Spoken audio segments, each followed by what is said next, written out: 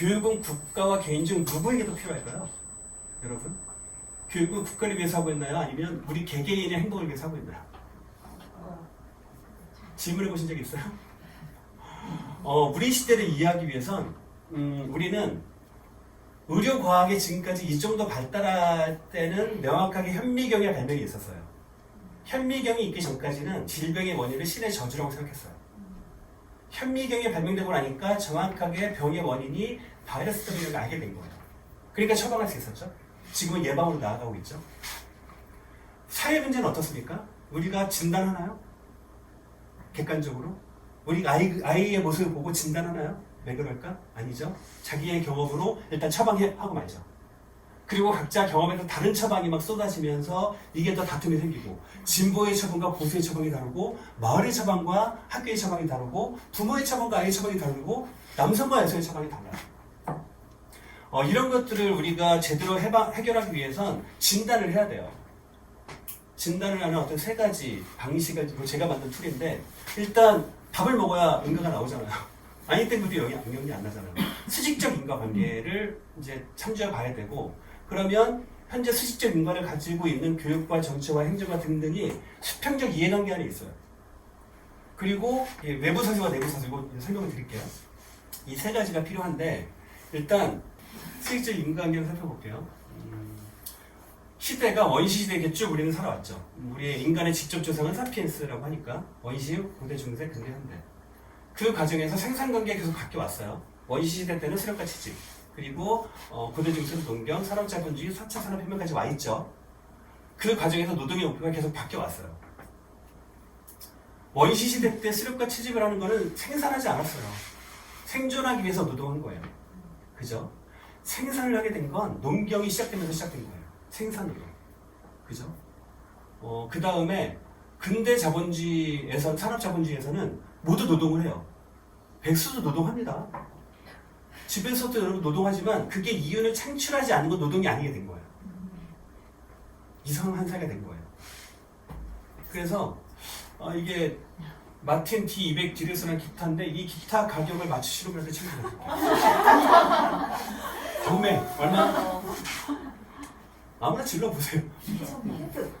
힌트가 어쩌면 질러보세요. 1,000만 원. 2,500. 1,000만 원? 2,500. 1,500. 가만히 계세요.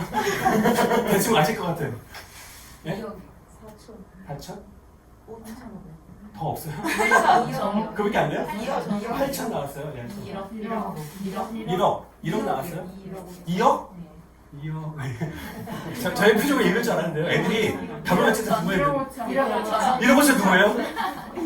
1억 5천. 여러분이 얘기한 것 같은데? 어떻게 되나? 저기 확실하시고.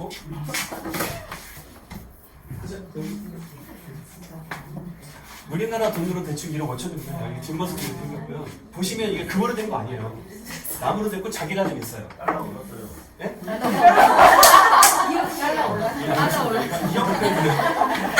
그러니까 2억 드려야 되나?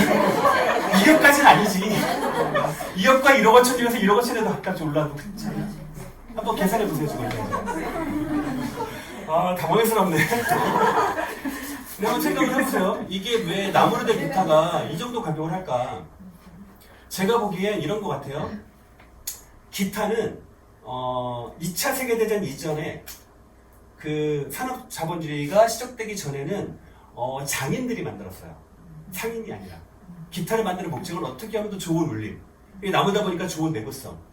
근데 2차 세계대전 이후로 막 모든 이 음향곡들이 불타 없어지고, 그러니까 그 전에 그 벌목해서 쟁여놨던 마틴이라는 회사 같은 게 오래된 회사인데, 그 나무들, 그리고 프리워 방식으로 기타를 기계에서 만드는 게 아니라 뭔가 직접 손으로 깎고 다듬고 하는 그 기타가 만들어낸 어떤 그 가치에 음악을 하는 사람들 기꺼이 그 정도의 돈을 투자하고 사는 거죠. 지금은 상인들이 만들어요. 그러니까 노동의 목표가 바뀌었어요. 예전에는 그 장인들이 만들었는데, 방망이 깎는 노인 아시죠? 이게 뭐가 다르잖아. 이게 똑같은 것 같지만. 근데 지금은 그런 정도의 정성을 들이지 않아요. 어떻게 하면 기타로 돈을 많이 벌까? 를 고민하면서 대량 생산하니까 이 귀한 기타에 그 정도의 가치를 매기는 거예요. 우리는. 그러면 현대에는 노동의 목표가 무엇이 되어야 될까? 제러벨 리프킨이 코로나 때 이런 얘기를 했어요. 전 세계에 35억 명의 노동자가 있는데 대충 그분들 중에 550만 명, 0.15%가 전 세계 부가가치의 3분의 1을 만들어낸대요. 지금은 농경 시대가 아니기 때문에 100명이 먹기 위해서 100명이 모두 달려들 필요가 없어요. 아까 제가 페이스북 얘기했지만 100명 중에 한 명만 일하면 돼요. 근데 그 100명 중에 한 명 일하는 게 이 사회의 모든 재화와 부가가치를 혼자 만들어내는 게 아니에요. 미국이 영국 사람들이 신재력에 가가지고 그걸 처음에는 신사적으로 인디안들한테 얘기했대요. 이 땅을 좀 팔라고.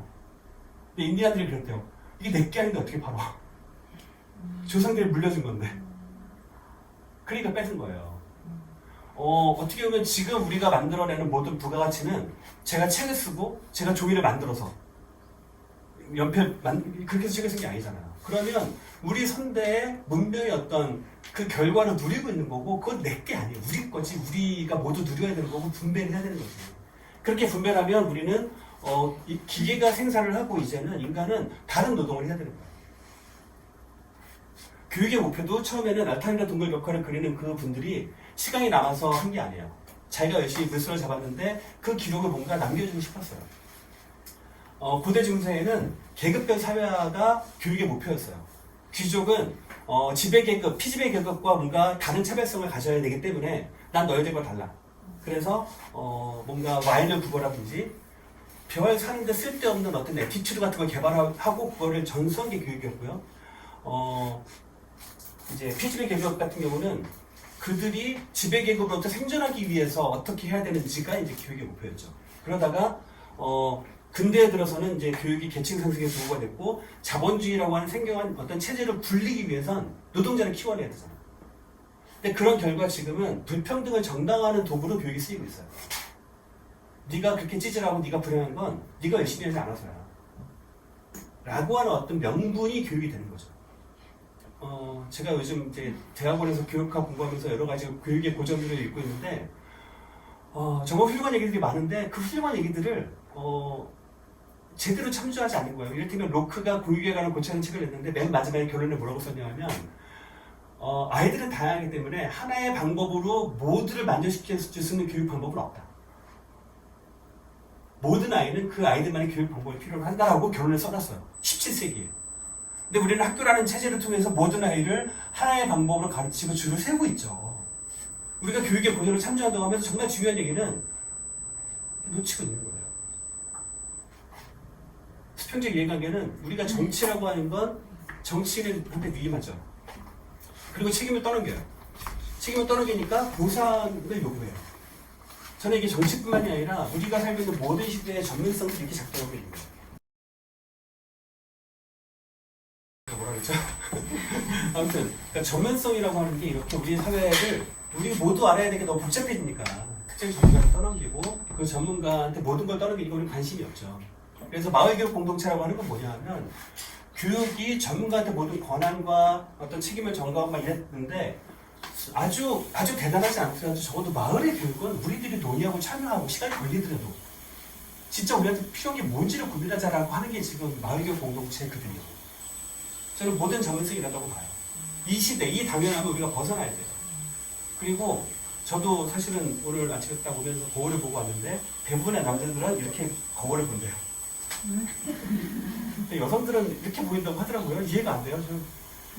우리 딸이 다이어트 시작했는데 도대체 왜 다이어트를 하는지 모르겠어요. 그러니까 이게 내가 생각하는 나와 남이 생각하는 그러니까 내가 다르잖아요. 사회적 관계 안에서 살아가는 저는 그런 것 같아요. 제가 살아온 저의 맥락이 있어요. 근데 그걸 여러분들한테 다 일일이 얘기할 수 없잖아요. 그리고 여러분들이 첫인상으로 바라보는 저의 모습. 제가 지금 말이 빠르죠. 저 인간은 왜 이렇게 말이 빠를까? 이런 느낌들이 있을 거 아니에요?